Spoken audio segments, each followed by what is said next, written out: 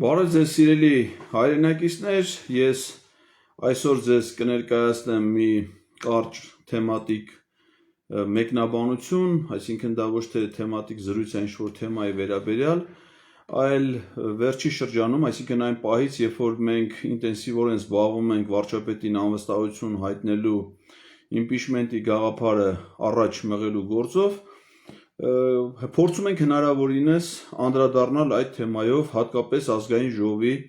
պատգամավորների տված կարծիքների, մեկնաբանություններին, որպեսզի մեր հասարակության մեջ ամբողջական պատկերացում լինի, թե գործընթացը ինչ փուլում է գտնվում, ինչ խոչընդոտների է հանդիպում, ինչ հաջողություններ ունի եւ այլն, տարբեր կարծիքները համադրության, վերլուծության մեթոդով դա ձեզ ներկայացնելով։ Իհարկե հանրային խոսույթը այդ հարցի վերաբերյալ շատ մեծ է եւ հիմնականում մենք փորձում ենք անդրադառնալ միայն ազգային ժողովի պատգամավորների կարծիքներին, այսինքն այն մարդկանց, ովքեր որ իմպիչմենտի վերաբերյալ անվստահություն հայտնելու վերաբերյալ որոշումներ կայացնելու իրավասություններ ունեն, հնարավորություն ունեն, բոլորի կարծիքն իհարկե հետաքրքիր է։ Անկեղծ ասած ես պատրաստվում էի այս թեմայով եւ այս մեթոդով վերլուծել ազգային ժողովի Հայաստան խմբակցության պատգամավոր Գեղամ Մանուկյանի 24 News-ին տված իմ կարծիքով խայտառակ հարցազրույցը, բայց քանի որ դա համընկավ Բագրատ Սրբազանի եւ Միքայել Սրբազանի ձերբակալություններին, դրան շուրջ ձևավորված այս process-ներին, դա հենց այդ ժամանակ չարեցինք։ Իհարկե ակտուալությունը չի կորել, ինչ որ մի պահի կարելի է նաեւ դրան էլ անդրադառնալ, բայց վերջերս 2025 թվականի հունիսի 30-ին, այսինքն 2 օր առաջ, News.am լրատվական կայքին բավականին ծավալուն հարցազրույց է տվել ազգային ժողովի Հայաստան խմբակցության պատգամավոր Լևոն Քոչարյանը, եւ այդ հարցազրույցի իհարկե ամբողջ ծավալը մենք չենք անդրադառնա, դա մեկնաբանության իմաստով հետաքրքիր չի, ինքը հարցազրույցը ինքնին բավականին հետաքրքիր է, ովքեր չեն նայել կարող են նայել News.am-ի YouTube-յան ալիքում հարցազրույցը տեղադրված, բայց ես կփորձեմ վերլուծել հարցազրույցի միայն այն հատվածը 10 րոպե ընդամենը, որը վերաբերում է իմպիչմենտին։ Իդեպ այդ տեսանյութը վերնագրված է ես ոչ մի պաշտոն չեմ ուզում, Լևոն Քոչարյան, այդ ձևով է վերնագրված, ինչը որ ինքնին արդեն շատ տարօրինակ վերնագիր է, որը վերցված է բնականաբար Լևոն Քոչարյանի խոսքից, որովհետև պարոն Քոչարյանը հիմա զբաղեցնում է պետական շատ բարձր պաշտոն։ Նրա զբաղեցրած պաշտոնն է ազգային ժողովի պատգամավորի պաշտոնը, որը հանրային ծառայության մասին Հայաստանի Հանրապետության օրենքով համարվում է պետական քաղաքական պաշտոն։ Այսինքն պետական պաշտոն զբաղեցնող մարդը հայտարարում է, որ ինքը ոչ մի պաշտոն չի ուզում։ Սա շատ տարօրինակ է, որովհետև եթե մարդը պաշտոն չի ուզում, ուրեմն իր զբաղեցրած պաշտոնից պետք է հրաժարական ներկայացնի, այսինքն վայր դնի մանդատը եւ այդ պաշտոնը զբաղեցնի նա, որ ուզում է այդ պաշտոնը, որովհետեւ պաշտոնը դա ոչ թե այտենց դիրք է, հաջողություն եւ այլն, այլ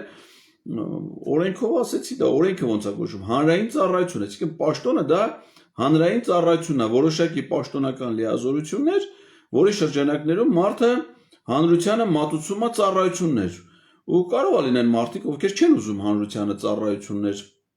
մատուցեն, բայց դա զորով չէ, այսինքն որևէ մեկը չի ստիպում, այսինքն դու չես կարող պաշտոն զբաղեցնես եւ ասես, որ դու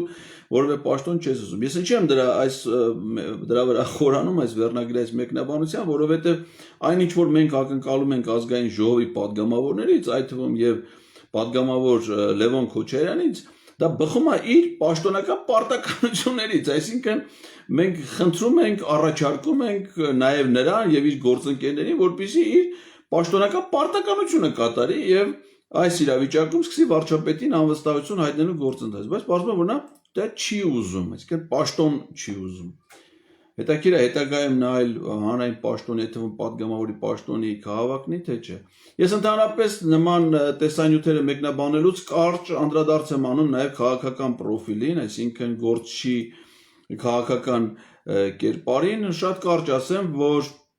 անձնական իմաստով ես կարծում եմ, որ Լևոն Քոչարյանը խորը հարգանքի արժանի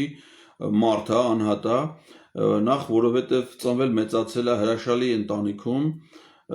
նրա հայրը Արցախի առաջին նախագահ, Հայաստանի երկրորդ նախագահ Ռոբերտ Քոչարյանն է եւ առհասարակ ոչ միայն Լևոն Քոչարյանը, այլև Ռոբերտ Քոչարյանի ընտանիքի ցանկացած անդամ ուղղակի հարգանքի արժանի իր կեցվածքով, իր տեսակով մարդկային եւ առհասարակ ընտանիքը կարծում եմ Ռոբերտ Քոչարյանի նաեւ որպես հանրային գործչի ուժեղ կողմերից մեկն է, այսինքն կարելի ասել իդեալական ընտանիք իր ներքին փոխհարաբերություններով զավակները դաստիարակված, նախ դա կարծում եմ գալիս է նաեւ Ռոբերտ Քոչարյանի անձնական անհատական հատկանիշներից, նրա կնոջ հրաշալի կնոջ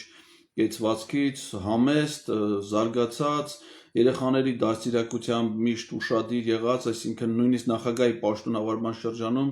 որևէ դեպք չի եղել, որը սկանդալ կամ ինչ-որ աղմկահարույց պատմություն, որը կապված լինի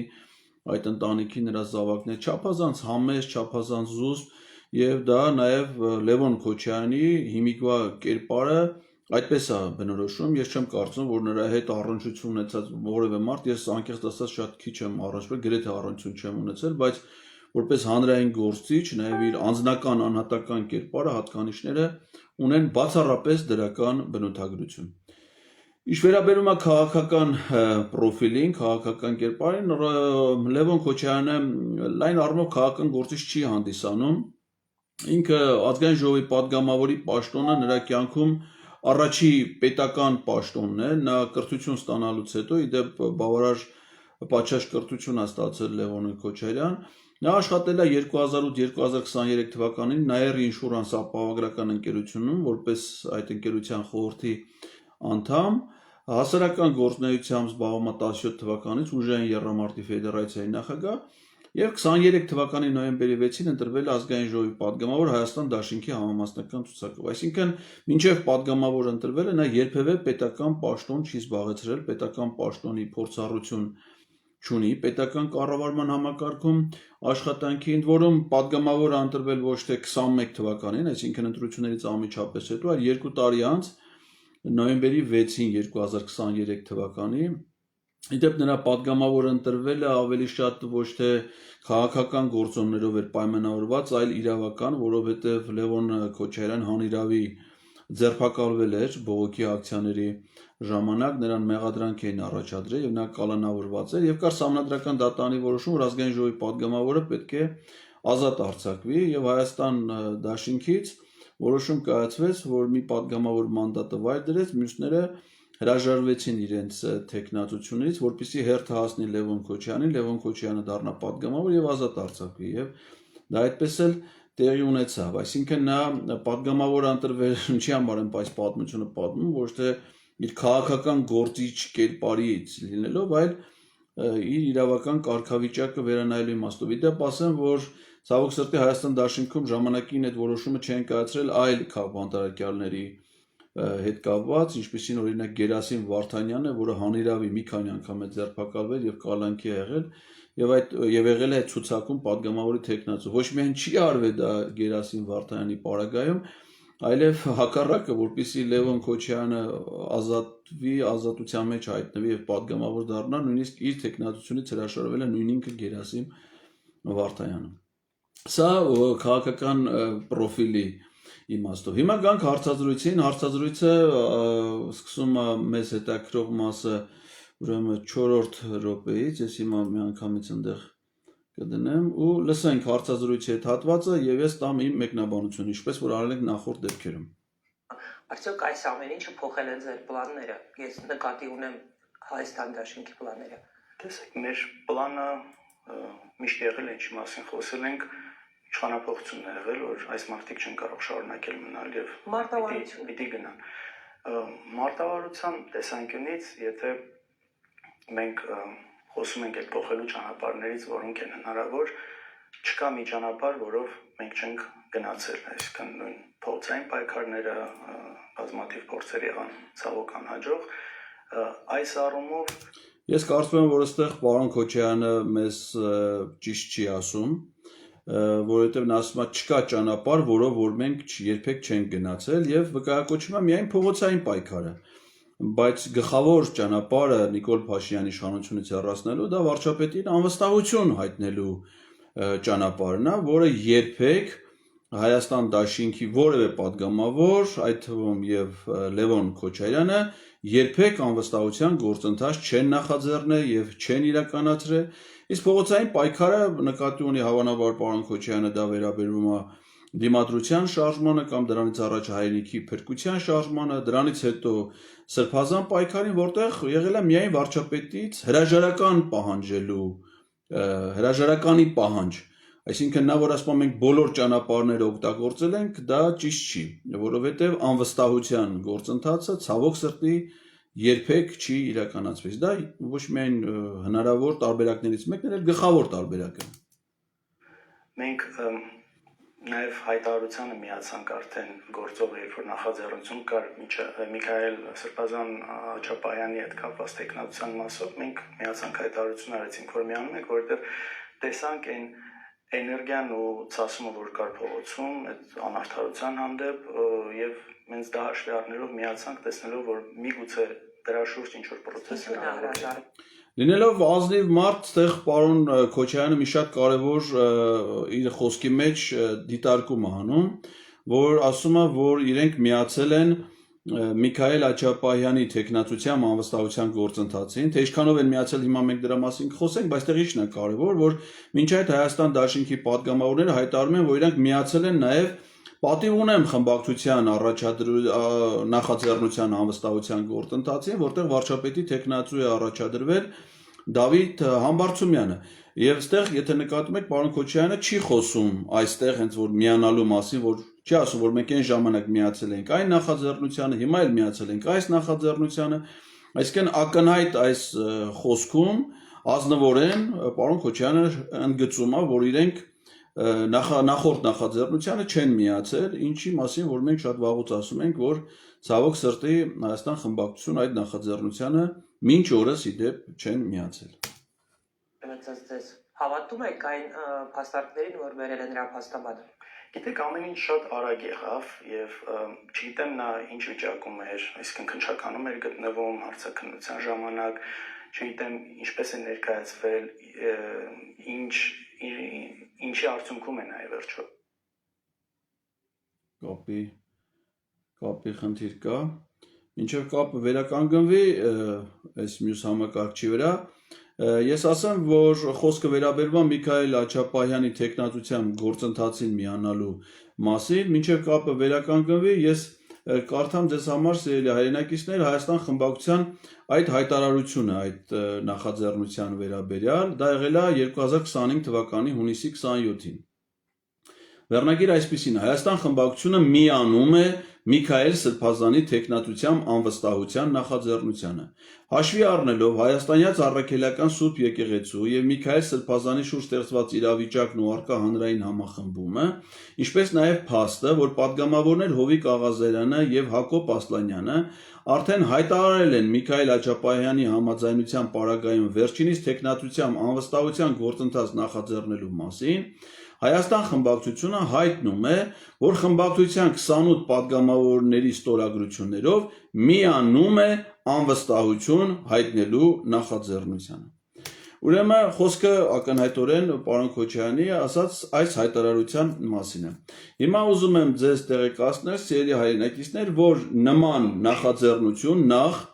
Հովիկ Աղազարյանը եւ Հակոբ Ասլանյանը չեն ցուցաբերել, նրանք ընդամենը կեսօրին հայտարարել էին, որ պատրաստ են միանան, նախաձեռնեն այդպիսի գործընթաց, եթե Միքայել Աչապահյանը տա իր համաձայնությունը։ Այդ օրը ես եղել եմ Live News լրատվական կայքի ուղիղ եթերում Գառնիկ Իսագուլյանի հեղինակային ազգային անվտանգություն հաղորդաշարի ժամանակ եւ պարոն Իսագուլյանը ուղիղ եթերից զանգահարեց Հովիկ Աղազարյանին եւ հարցրեց, ասեց արդյոք Հայաստան խմբակցությունից որևէ մեկը իրանց հետ կապ հաստատել են, թե չէ, նախապես տեղեկացնելով, որ իր ձայնը լսելի է եւ ինքը հիմա լսելի է ուղիղ եթերում։ Եվ պարոն Աղազարյանը ասաց, որ Հայաստան խմբակցությունից իրենց հետ ոչ ոք կապ չի հաստատել, իրենց հետ ոչ ոք չի քննարկել, իրենց նախաձեռնությանը միանալու վերաբերյալ, ավելին, նա ասաց, որ մենք դες նախաձեռնություն չենք ցուցաբերել, մենք նույնիսկ Հովիկ Աղազարյանի խոսքերն եմ հիշեցնում, նա ասաց, որ նույնիսկ իրենք չեն խոսել Միքայել Աչապահյանի հետ, չեն ստացել նրա համաձայնությունը, խոսել են միայն իրենց տեխնատու Էդմոն Մարուկյանի հետ, իմանալով նրա կարծիքը խոչ չեն նեղացնի նրան, եթե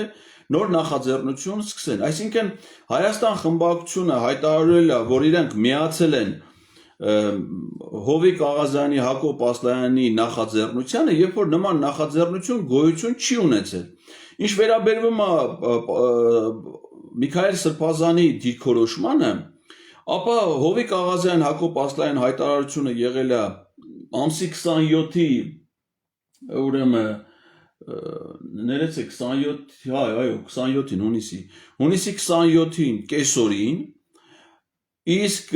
Միքայել Սրբազանը քննչական կոմիտե կամովին ներկայացել է այդ օրը երեկոյան ժամը 4:30-ի սահմաններում։ Այսինքն ցերեկը Միքայել Սրբազանը գտնվել է Էջմիածնում, Վեհարանում, այնտեղ են, ես էլ եմ այնտեղ եղել այդ ժամերին, այնտեղ են գտնվել Հայաստան խմբակցության բազմաթիվ падգամավորներ, անկեղծ ասած պարոն Քոչարյանին չեմ տեսել այնտեղ, բայց շատ падգամավորների Հայաստան խմբակցության տեսել եմ։ Հիմա եթե իրենք իսկապես մտադիր էին առաջադրել Միքայել Սրբազանի թեկնածությունը կամ միանալ, ոչինչ չեն խանգարում նրանց տեղում խոսել Սրբազանի հետ, խոսել մյուս սրբազանների եւ ամենակարևորը այդ հարցում ամենայն հայոց կաթողիկոսի հետ, որը նույնպես գտնվում էր Վեհարանի տարածքում, իմանալ նրանց դիրքորոշումը կարծիքը, նոր հանդես գալ հայտարարությամբ, այսինքն եթե իրենք իսկապես լուրջ են վերաբերվում այս գործընթացին, լուրջ են վերաբերվում իրենց գործունեության, իրենց հայտարարությանը, ապա նախ պետք էր խոսել Միքայել Սրբազանի հետ, ստանալ նրա կարծիքը, համաձայնությունը, որից հետո խոսել նախաձեռնության հայտարարության հեղինակ Հակոբ Ասլանյանի եւ Հովիկ Աղազյանի հետ, համոզվել, որ նրանք իսկապես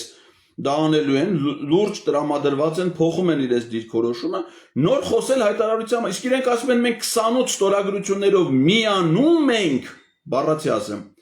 28 падգամավորների ստորագրություններով միանում է անվստահություն հայտնելու նախաձեռնությանը, երբ որ փաստացի նման նախաձեռնություն գոյություն չի ունեցել եւ չի եղել համաձայնեցված տեխնացու։ Պատկերացնում եք, սա այն մարդիկ են, ովքեր ասում են, որ անվստահության գործընթացը իբր մենք որպես հեղինակներ անլրջացնում ենք, բայց ավելի անլուրջ վերաբերմունք այդ գործընթացին, այն էլ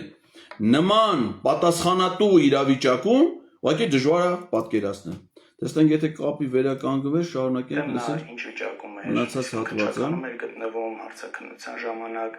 չգիտեմ ինչպես է ներկայացվել, ինչի արդյունքում է նաև վերջո։ Մենք կապի խնդիր ունենք, մի վայրկյան 5:19, ես մոտ ռեստարտ անեմ, ներողություն եմ խնդրում, հա, կապի խափանում կա։ Ափսոս։ Մի խոսքով, բայց ես չգիտեմ, ստեղ չեմ ուզում եթերը ընդհատեմ, բայց ես մի համակարգիչս կապի խափանում ունի եւ մնացած հատվածը, այսինքն մենք կեսը լսեցինք մոտարապես, մի քանի րոպե լսեցինք։ Լավ, որպեսի մի վայրկյան ես մի հատ Wi-Fi-ը նորից անջատեմ, միացնեմ։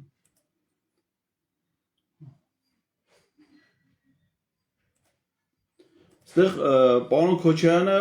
խոսում է նաև փողոցային պայքարի, թե հանկարծ չստացվի վերականգնել, ես իհարկե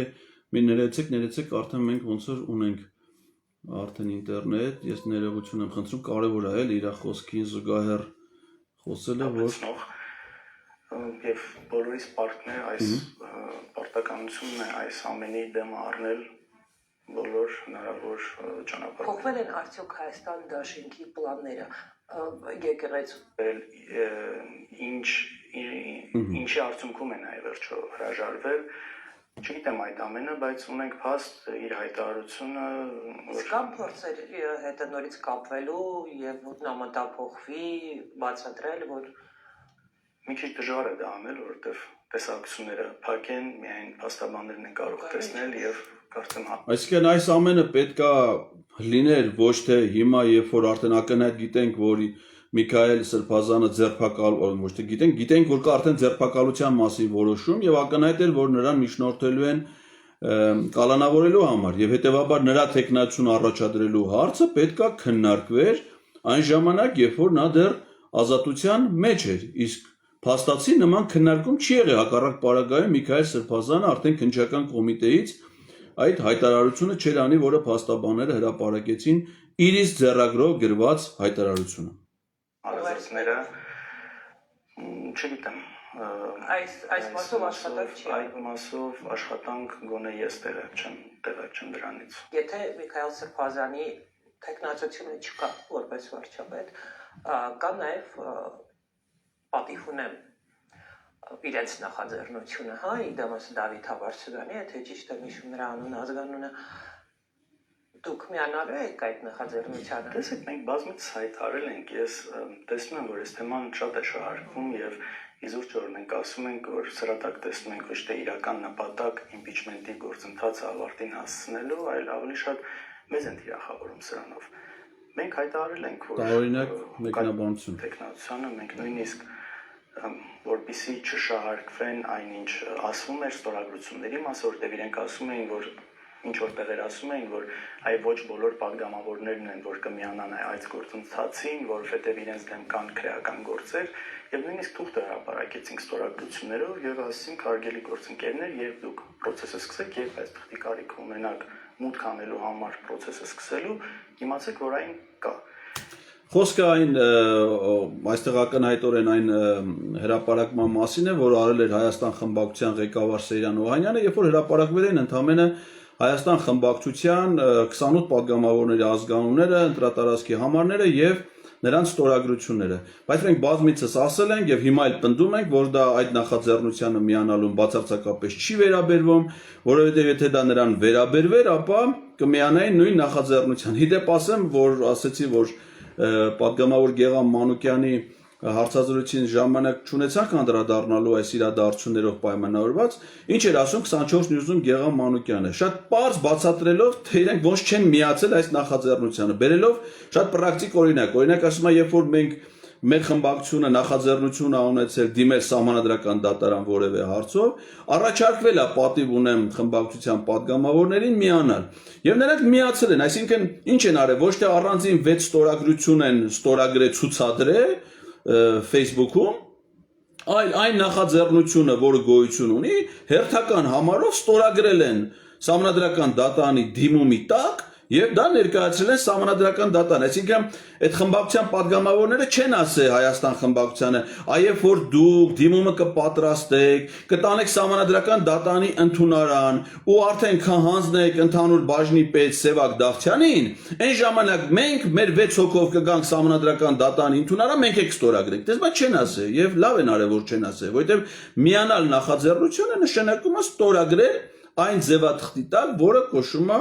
դիմում տվյալ դեպքում ՍԴ-ին, այս դեպքում ազգային ժողովի որոշման նախագիծ։ Եվ Հայաստան խմբակցության падգամավորների ստորագրությունները այդ իմաստով առոչինչ են, եթե դրանք չեն սկսում 7-րդ համարից կամ իրանք չունեն սեփական նախաձեռնությունը։ Իսկ այդ դեպքում մենք ոչ դա ունենք, ոչ դա, այսինքն գոյություն ունեցող երկու նախաձեռնություններից պետք է վստահ ասել, որ Հայաստան խմբակցության ոչ մի падգամավոր ոչ մեկին չի միանում։ Եվ պարոն Քոչարյանը հիմա կրկին ներկայացնում է այն անհիմն թեզը, որը մինչև հիմա ներկայացնում էին խմբակցության մյուս падգամավորները։ Ես գիտեք ինչպես կանեի եւ ինչպես եմ տեսնում, որ ճիշտ կլիներ եւ տրամաբանական կլիներ, այ պատիվ ունեմ հայտարարեց, որ իրենք ունեն տեխնացու։ Սկզբից ասում էին չունեն, հետո ունեցան, չեմ քննարկում դա։ Սկզբից ոչ միայն ասում էին չունեն, այլ ասում են, որ իրենք նպատակահարմար են գտնում անվստահության գործընթացը, ինչը որ Հայաստան խմբակցությունը ասել էր, որ նպատակահարմար չի գտնում դեռ մայիսի 2-ին,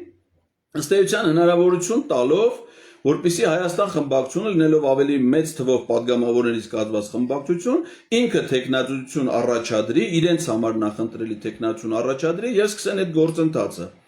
Տևական ժամանակ անցավ եւ Հայաստան խմբակցությունը դա չարեց, նույնիսկ լրագրողները հարցրեցին պատիվ ունեմ խմբակցության ղեկավարին Հայկ Մամիկյանին ճեպազրույցի ժամանակ, եթե Հայաստան խմբակցությունը առաջադրի Ռոբերտ Քոչարյանի տեխնացությունը, դուք պատրաստ եք սատարելու։ Նա ասաց, որ այո, պատրաստ են։ Եթե այլ տեխնացու ասաց, որ պատրաստ են, բայց ցավոք սրտի Հայաստան խմբակցությունը դա չարեց, որից հետո տեխնացություն առաջադրեց պատիվ ունեմ խմբակցությունը, որին Հայաստան խմբակցությունը մինչ օրս չի սատարում։ Ունեն տեխնացու։ Հայաստան դաշինք Հայաստան խմբակցություն հայտարարել է, որ կսատարի իրենց տեխնացուին։ մենք սա հրապարակային հայտարարել ենք, ստորագրություն ենք ցույց տվել։ Այսինքն սրանից ավել բան, գիտեք, ես օրինակ եթե լինեի իրենց տեղը, կֆիքսեի սա որպես այսպես հաղթանակ, որ 28 падգամավոր միացել է մեր տեխնացուն եւ պետք է անցնենք հաջորդ փուլին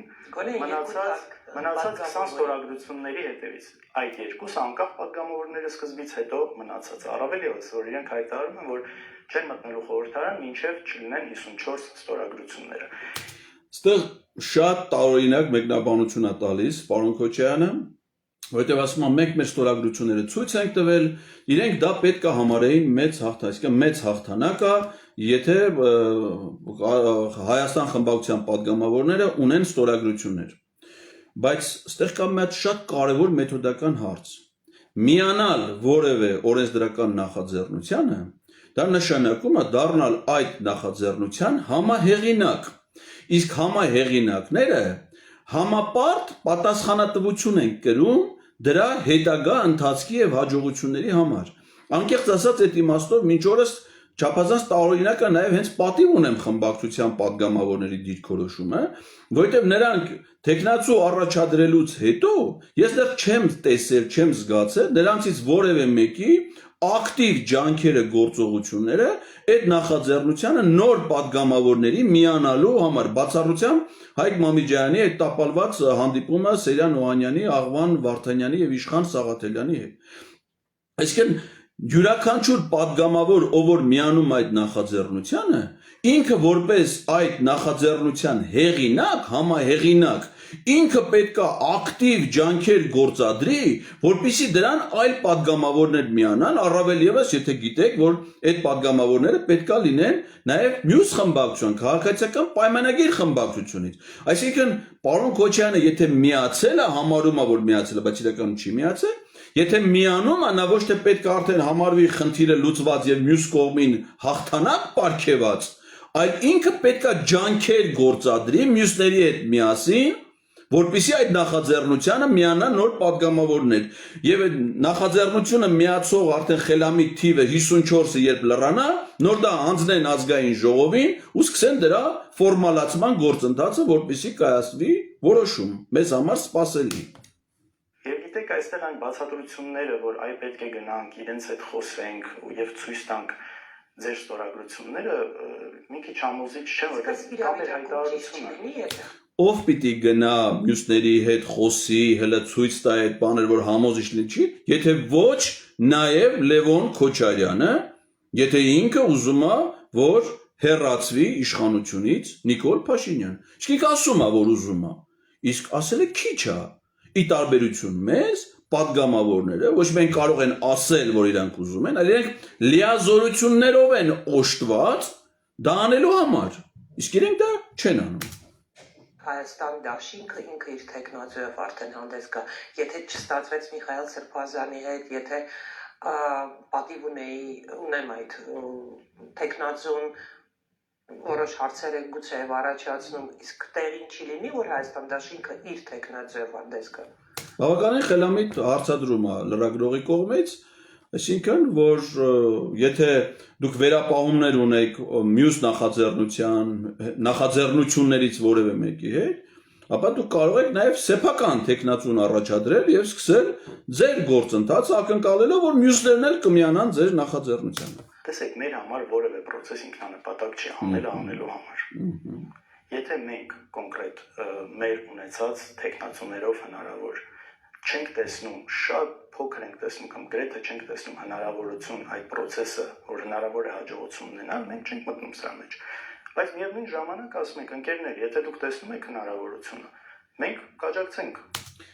Այստեղ պարոն Քոչարյան ասում է մեր տեխնացուն կամ մեր տեխնացուներ։ Անկեղծ ասած, դեռ մեզնից ոչ ոք չի լսել, թե ով կարող կամ ովքեր կարող են հանդիսանալ Հայաստան խմբակցության падգամավորների համար նախընտրելի վարչապետի տեխնացուն կամ տեխնացուները։ Այսինքն իրենք պարզվում է ունեն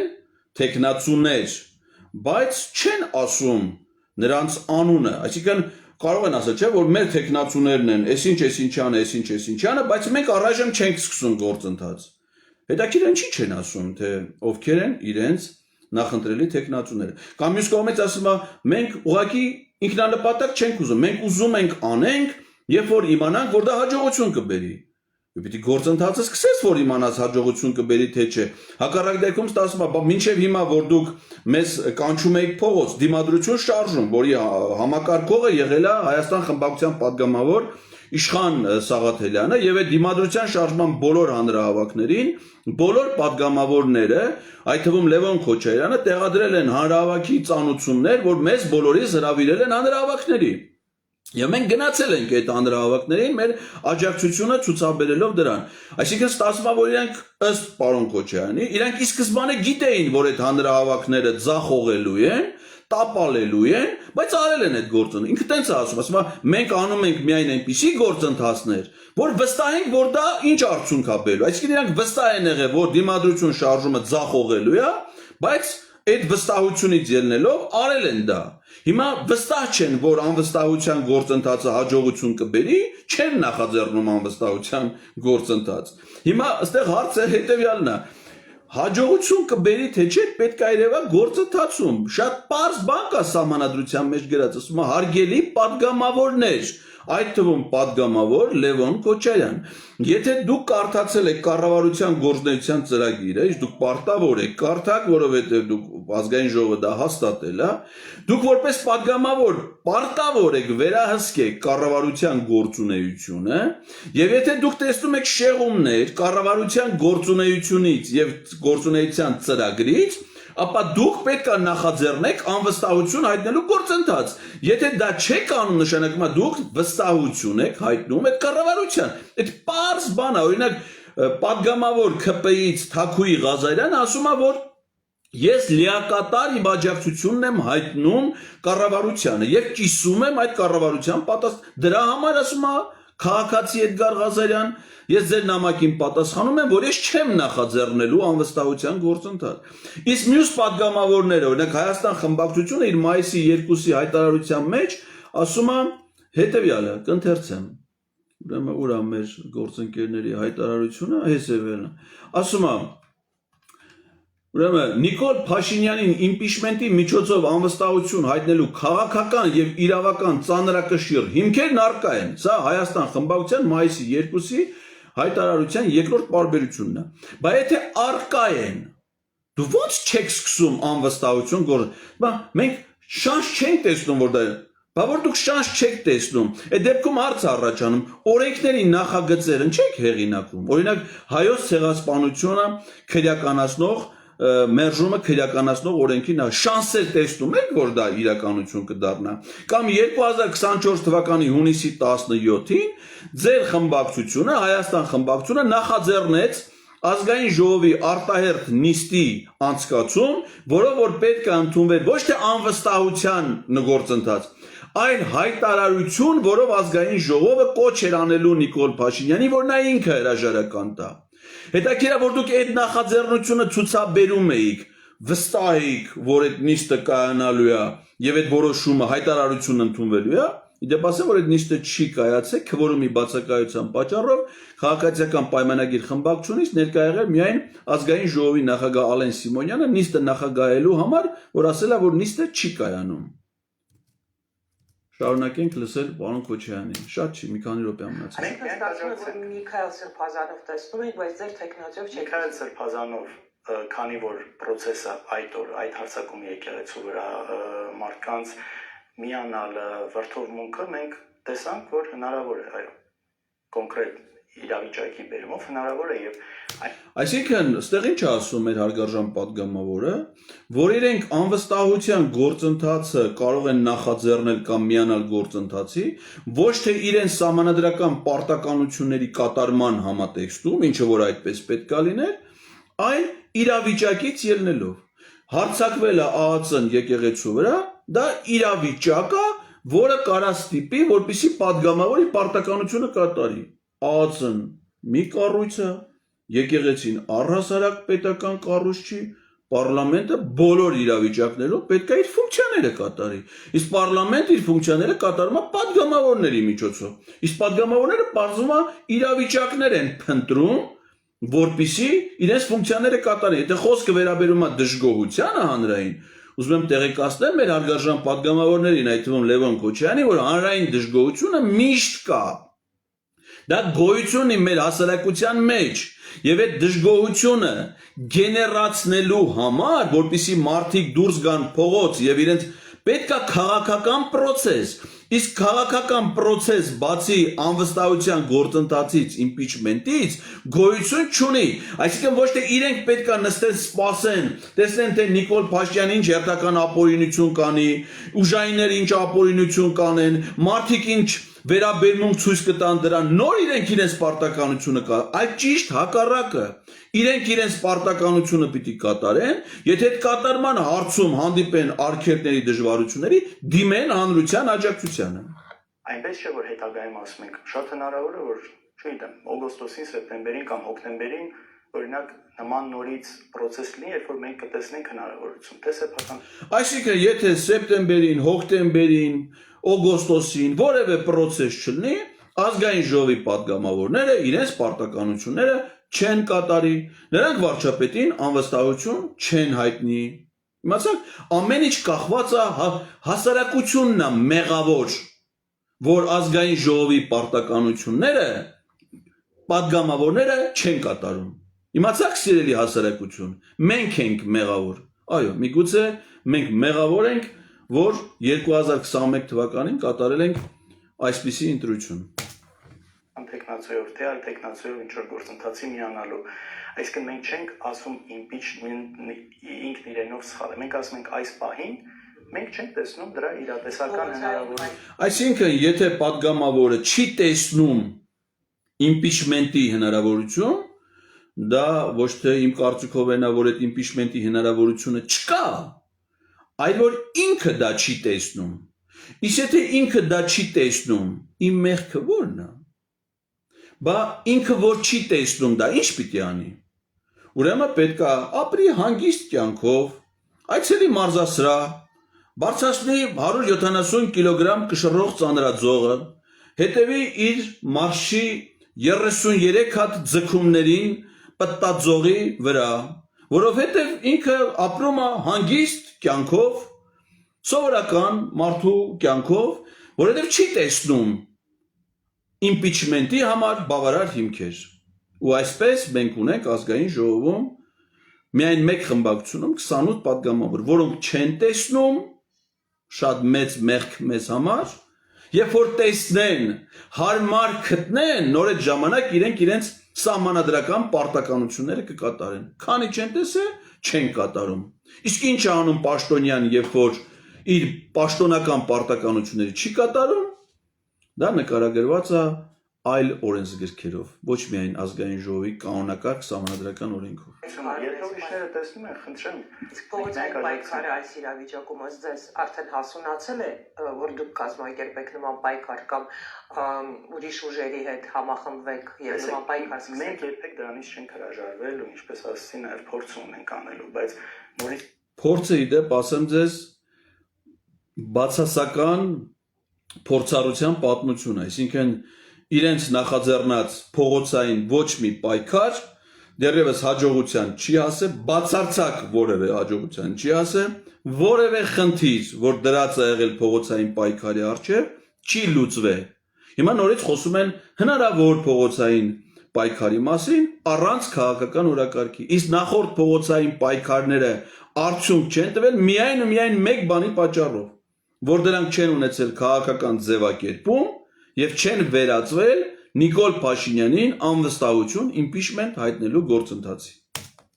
իսկ կրկնեմ, փողոց դուրս գալը ինքնանպատակ չէ։ Պետք է մենք տեսնենք, որ փողոց դուրս գալով գոնե ինչ որ հնարավորություն կա, բնականաբար կան ռիսկ։ Մինչև հիմա պատկերացնում եք, ասում եմ փողոց դուրս գալ ինքնանպատակ չի։ Հիմա հարց է առաջանում, բայց մինչև հիմա դուք մեզ ինչի եք հրավիրել փողոց։ Ինչի է եղել փողոց։ Այսինքն նպատակը ո՞րն է եղել։ Իշխանությունից հեռա հասել եք դուք ձեր նպատակին։ Բա ասում եք մենք պրագմատիկ մարդիկ ենք, իրատեսորեն։ Պիտի տեսնենք, որ դրա ելքը դրականը նոր նախաձ։ Հիմա ես իմանամ, այդ դիմադրության շարժումից առաջ տեսել եք այդ ելքը։ Փաստորեն տեսել են։ Այդ երգը այն ցախողման հարուստ պատմությունն է, որ այս մարդիկ կուտակել են իրենց ակտիվում եւ անհանգիստ են, որ կարող է հանկարծ մի գործընթաց սկսեն, որը հաջողություն չունենա։ Եվ ստվերի իրենց հաջողությունների այս պատմությունը։ Ոչինչ արտոկոսանոց չի կարող լինել, բայց գոնե պետք է լինի որոշակի վստահություն գործընթացի նկատմամբ եւ որից հետո նաեւ դու կարող ես կոչ անել, որովհետեւ այդ process-ը շատ տարբեր բաներ է իր մեջ պարունակում։ Ես անձամբ իմ մեջ զգում եմ միշտ այդ պատասխանատվությունը, երբ որ ինչ-որ կոչ եմ անում մարդկանց ինչ-որ բան անելու։ Պարոն Քոչարյան, տեսեք, օրինակ իմ դուստրը Հետաքրքիր է, թե ինչ պատասխանատվություն է զգում հիմա պարոն Լևոն Քոչարյանը, երբ որ իր կոչով հազարավոր մարդիկ ժամանակին դուրս են եկել փողոց եւ առանց որևէ արդյունքի հասնելու հիասթափված վերադարձել են տուն։ Լրագրողի հարցը փորձեմ առաջ տալ, որտեղ ընտանիքից որ պատմություն է պատմում, որը հետաքրքիր է։ Եվ մենք դա տեսել ենք, այսինքն քրեական գործը հարուցվել է այդ 1.5 րոպեանոց վիդեոյի հիման վրա, որտեղ չկա որևէ կոչ։ Դուք չեք ակնկալում, որ վաղը ձերբակալվելու են բոլոր Շատ տեղին անհանգստություն ի դեպ։ բան են ներկայացնում, բոլոր կարող ընդդիմադիրներ, բոլոր այն մարդիկ, ովքեր ինչ որ նշանակություն ունեն Հայաստանի եւ հայ հասարակության համար, դա էլ է, չէ՞։ Այսինքն այս ամեն ինչը ձեզ չի ստիպում ավելի ակտիվ գործել։ Բելամիտ հարցը։ Այնինչ դուք ասում եք, ես ասում եմ մարդկանց 2018-ից սկսված, երբ որ ապօրինի գործընթացներ սկսվեցին հորս հետ կապված, մյուսների հետ կապված, մարդկանց հետ այնց դա ասում, եթե ձեզ թվում է դուք ձեզ չի հասնելու, շատ սխալվում եք, այսինքն այնինչ ասում եք, մենք ոչ թե հասկանում ենք, մենք մեր մաշկի վրա ենք զգացել այս ապօրինությունների ամբողջ շղթան։ Ես ինքս իմ վրա եմ դա զգացել եւ շարունակական զգում ենք, իսկն իհարկե այդպես էլ լինելու է այնինչ ասում եք։ Հիմա այստեղ հասկանանք, մենք ոչ թե չենք անում ինչ որ բան կոնկրետ այս պահին փողոցային պայքարի մասով, որովհետեւ դա չենք հասկանում։ Իհարկե դա գիտակցում ենք, բայց մենք ուզում ենք անել այն ժամանակ, երբ որ կունենանք բավականաչափ վստահություն, որ ավարտին հնարավոր է հասցնել։ Անիմաստ մեկնաբանություն, շատ ճիշտ հարցադրման, ըստ էության սխալ պատասխան։ Ճիշտ էր միայն այն, որ բոլորս, այդ թվում իրենք, իրենց ընտանիքը եւ Ռոբերտ Քոչարյան եւ ինքը այո անձնապես այդ զրկանքները, այդ ապօրինությունները զգացել ենք եւ զգում ենք։ Եվ լրագրողի հարցն այն է, որ դրանով չի ավարտվել, դեռ շարունակվելու է, հələ շատ բան ենք զգալու մենք, որպեսզի չզգանք, պետք է Նիկոլ Փաշինյանի իշխանությունից հեռացնենք։ Ասում եմ, մենք փողոցային պայքարի պատրաստ ենք, եթե ինչ փողոցային պայքար։ Mən ուզում եմ հասկանամ, падգամավորը փողոցային պայքարի հետ ինչ գործ ունի։ Падգամավորը ունի լիազորություն վարչապետին անվստահություն հայտնելու։ Ունի լիազորություն այդ նախաձեռնությունը առաջ մղելու կյանքի կոչելու համար։ Մարդկանց հիմա եթե դուք պիտի հանեք փողոց, հանում եք, որ ինչ անեք։ Ինչ պիտի անեք, եթե օրակարգ դրա գոյություն չունի։ Օրինակ, ես կոչ եմ անում մարդկանց մասնակցել, բոլորս պիտի գնանք մասնակցենք այս տարի վաղը չեմ հիշում, հուլիսի 4-ին ժամը 18:00-ին Մաշտոցի պողոտայից Seasons ուրեմն այդ սրճարանի այդ ամառային այգու մատուցներից մինչև Սամվել Կարապետյանի անազատության վայր բողոքի երթի ցույց տալու մեր ուժը, մեր անհամաձայնությունը այդ ապօրինության նկատմամբ։ Այսինքն դա ոչ թե փողոցային պայքար է, այլ մեր համախմբվածության, մեր անհնազանդության, մեր անհամաձայնության ցուցադրություն։ Բայց դա կարող է մեկ օրում ավարտվել, եթե չսկսի դրան չհաջորդի անվստահության գործընթացից քաղաքական օրակարգ։ Բայց դա կարող է այդ օրվանից վերածվի իրական քաղաքական պայքար։ Այսինքն մարդիկ ոչ թե գան մի օրով մի հատ շրջայց կատարեն նախանշված ուղղությամբ, այլ մնան փողոցում եւ այդ պայքարը վերածվի իրական։ Դա մենակ մի դեպքում կարա լինի։ Եթե խորհրդարանում ծավալվի վարչապետին անվստահություն հայտնելու իմպիչմենտի գործընթաց։ Եթե դա տեղի չի ունեցավ, օրակարգը սպառվում է, այսինքն նպատակը ստեղից ընդեղ գնալն էր, գնացիք նպատակը ավարտվեց, մարդիկ գնացին տուն, ոնց որ եղել է մինչև հիմա, որպեսզի այդ պայքարը բովանդակություն ունենա, պետք է լինի քաղաքական օրակարգ, իսկ քաղաքական օրակարգ իմպիչմենտից բացի ոչ միայն գոյություն չունի, այլ չի կարա գոյություն ունենա։ 7 ամիս առաջ որովհետև կներեք, բայց ամեն փողոցային պայքարը երբ որ այն չի ստացվում, շատ մեծ հիասթափություն է նաև առաջացնում։ Շատ ճիշտ խոստովանություն, թե ինչպես են մեր հարգելի գործընկերները մինչև հիմա հիասթափեցրել մեր հասարակությանը, բայց ոնց որ տեսնում եմ, այդքան էլ լավ չեն հիասթափեցրել, որովհետև մենք դեռ պատրաստ ենք պայքարի, հետևողական պայքարի, որի առանցքում պետք է լինի վարչապետին անվստահություն հայտնելու գործընթացը եւ շուտուշ մեր հարգարժան գործընկերները, այդ թվում եւ մեր հարգարժան Լևոն Քոչարյանը, կարծում եմ որ կգան այդ համոզմանը, որովհետեւ դա միակ հնարավոր ճանապարհն է ազատվելու Նիկոլ Փաշինյանից։ Դժվար, շատ դժվար, բայց հնարավոր։ Ես կարծում եմ, որ դժվարություններ հաղթահարելը բոլորիս կյանքում էլ եղել է։ Պարոն Քոչարյանն էլ, որ Լևոն Քոչարյանը պարկած տեղից բարձրացրել է 170 կիլոգրամ կշռող ծանրաձողը, դա սկզբում շատ դժվար է եղել իր համար։ Ժամանակի ընթացքում, մարզումների արդյունքում, հետևողական ջանքերի ներդրման արդյունքում դա իրան հաջողվել է։ Եվ ես հուսով եմ, որ իրեն եւ մյուս պատգամավորներին կհաջողվի, որպեսզի նրանք անվստահություն հայտնեն Նիկոլ Փաշինյանին։ Եվ մենք անհրաժեշտ աջակցություն կցուցաբերենք նրան։ Մեր նպատակը իրենց թիրախավորելը չէ, այն անմիտ դատողությունը, որը փորձում են ներկայացնել։ Հələ մի հատ դուք միացեք անվստահության գործընթացին, կտեսնեք, թե ինչ գովասանքի, ինչ քաջալերանքի, ինչ աջակցության կարժանանաք բոլորիս կողմից, մեր ողջ հասարակության կողմից։ Իսկ եթե դուք դա չեք անում, դա ձեր գործունեության օբյեկտիվ քննադատությունն է, այլ ոչ թե թիրախավորում։ Որևէ մեկը ձեզ թիրախավորելու նպատակ չունի։ Առավել եւս եւ հատկապես այդ մարդիկ, ովքեր ձեր օգտին քվե են տվել, ովքեր ձեզ ընտրել են եւ ընտրել են ձեզնից ունենալու որոշակի ակնկալիքներ, լեգիտիմ ակնկալիքներ։ Չեք ուզում ռիսկի դիմել ընտրություններից առաջ, տեսեք։ Միայն ընտրությունները չէ հարցը։ Միայն ընտրությունները։ Ով է թողնելու, որ դուք մասնակցեք ընտրության։ Բայց ռիսկի որոշ քանակ կա, թե ինչքան ես դու տեսնում։ Ես ինձ չեմ հարգի, եթե ես այսօր չհավատալով ինչ-որ մի գործընթացի, իմ հետևից տանեմ մարդկանց, ովքեր վտանգվելու են ու շատ ուրիշ գործողություններ կարող են լինել։ Պաստորեն պարոն Քոչարյանը հավատացել է, որ իր հետևից մարդկանց տարել է դիմադրության շարժման ժամանակ, իմիջիալոց վտանգելով նրանցից շատերը հայտնվել են ոստիկանության բաժիններում, իրավական թիրախ են դարձել, զրկվել են իրենց աշխատանքից, իրենց ապրելու պայմաններից, հնարավորություններից, այդ ամենի արդյունքում իրանք դարձել են պատգամավորներ եւ ասում եմ, որ ես ինչ չեմ հարգի, եթե այդպես լինի, բայց այդպես եղել է։ Ու որպեսզի պարոն Լևոն Քոչարյանը ինքն իրեն հարգի, մենք էլ շարունակենք իրեն հարգել, դրա համար պետք է ոչ թե пассив դիրք վերցնել եւ չկատարել իրենց պարտականությունները, այլ մեկ օր շուտ օր առաջ նախաձեռնել եւ միանալ կամ նախաձեռնել վարչապետին անվստահություն հայտնելու գործընթաց։ 7 ամիս առաջ Արկոմեդիի հարթակում դուք ասել եք, որ փողոցային պայքար չեք սկսում, նաև որովհետև հասկանում եք, որ մարզերում հատկապես դեռ մեծ է աջակցությունը ձեր կարծիքով։ Այսօր էլ է այդ աջակցությունը մեծ Փաշինյանը։ Կարծում որ այդ կոնտեքստի մեջ եմ ասել, երևի ընդհանուր խոսքը ավելի շատ նրա մասին է, որ մենք նաև պետք է խոսենք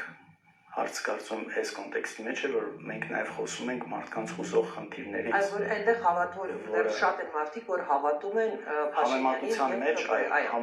իջել է միանշանակ, բայց համեմատության հետ, օրինակ Երևանի հետ համեմատության մեջ, այո, ավելի շատ է, որտեղ այնտեղ ավելի շատ է ազդում հանրային հեռուստատեսության եւ Ստեղից ըստեյության կարող ենք դադարեցնել, որովհետև այլևս impeachment-ին չի վերաբերում, այլ Նիկոլ Փաշինյանի հեղինակությանը, ընդդիմության հեղինակությանը, ռեյտինգների եւ այլն, խոսում է նախագահ Ռոբերտ Քոչարյանի ռեյտինգի, անտի-ռեյտինգի մասին եւ այլն, այսինքն պարզ վկայություն այն բանի, որ եթե impeachment-ի գործընթաց այս մարդիկ չնախաձեռնեն եւ չիրականացնեն եւ օբյեկտիվորեն հայտնվեն 2026 թվականին, ապա այդ ընտրությունների ժամանակ հաշվի առնելով հանրային հեռուստաընկերության քարոզչական ազդեցությունը, հաշվի առնելով իշխանական լծակները, վարչական ռեսուրսը, չվերահսկվող ֆինանսական միջոցները, որ տնօրինում են իշխանությունները եւ դա արձանագրում է Transparency International-ը, կառավարության ծրագրերը էլեկտրաէներգիայի, խմելու ջրի, ժամկետանց վարկերը մարելու,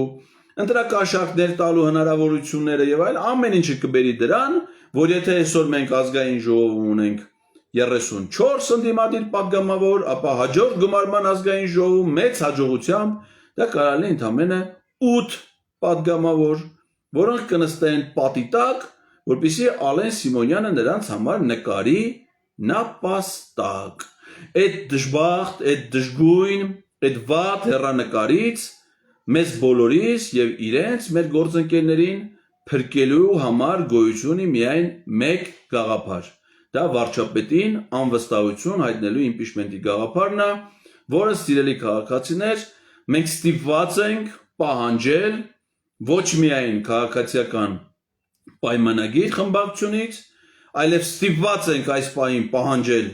Հայաստան խմբակցության 28 պատգամավորներից եւ նաեւ ստիպված ենք պահանջել պատիվ ունեմ խմբակցության 6 պատգամավորներից, որոնք պետք է գիտակցեն, որ այդ 6 ստորագրություն դնելով իրանք չեն սրբադասվել եւ իրանք չեն ավարտել իրենց առաքելությունը, այլ ճիշտ հակառակը, իրանց գործը նոր է սկսել զարգացնել, առաջ մղել եւ հասնել իրենց նախաձեռնության իրավական հանգուցալուծման 54 կողմ առնվազն ձայներով անվստահության գործընթացի որոշման։ Այսքանը սիրելի հայրենակիցներ, Լևոն Քոչարյանի հարցազրույցի մասով, եթե առաջիկայում լինեն այլ հարցազրույցներ եւ դրանք ուշադրության արժանի լինեն, ես կփորձեմ այս մեթոդով, այս ձևով տալ իմ մեկնաբանությունները եւ այլընտրանքային կարծիքը դրա վերաբերյալ։ Շնորհակալ եմ ուշադրության համար, հաջողություն ձեզ։